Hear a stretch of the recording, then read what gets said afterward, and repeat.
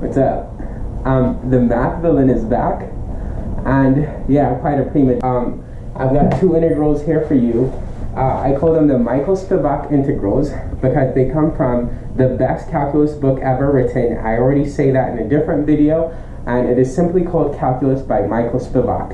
And just as a heads up, I'm going to do 20 derivatives soon enough from his book also in about 20 minutes, because he claims that he did them in 20 minutes. So I'm going to attempt to do that also. Right? Okay. Now, the instructions to these two integrals was, in his book, it says, evaluate without doing any computation.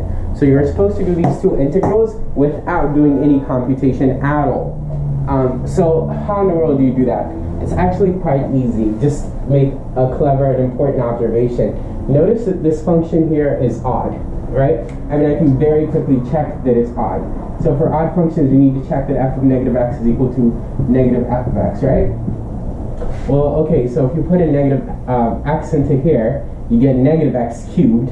But otherwise, this is even. So odd times even is going to get us an odd.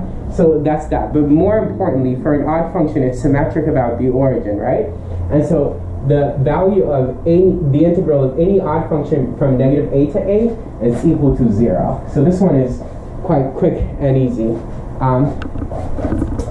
See, magic, erasers.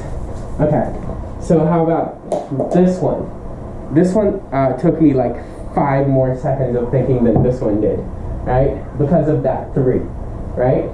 If you check to see that this is an odd function inside, you'll see that it's not, right? So we got to do something about that 3. But remember, Spivak said to not do any computation, so I'm not going to do any computation. I'm merely like setting that 3 aside. And of course, we can do that using the property of integrals. Remember, this whole square root is multiplying the parentheses, so we need to distribute it. So first you go negative 1 to 1, x to the 5th, and then the square root of 1 minus x squared dx, and then plus 3, right? Integral negative 1 to 1 of the square root of 1 minus x squared dx.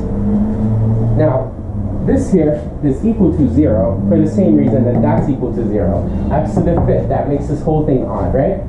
And in here, like that there, is a circle. If you set y equal to the square root of 1 minus x squared, squaring both sides, you get y squared is equal to 1 minus x squared. Adding x squared to both sides, you get x squared plus y squared is equal to 1, which tells you that it's a circle. But since it's a positive square root, it's only the top half of the circle. And obviously the circle has x-intercepts at negative 1 and 1. So the top half of the circle would be pi r squared over 2.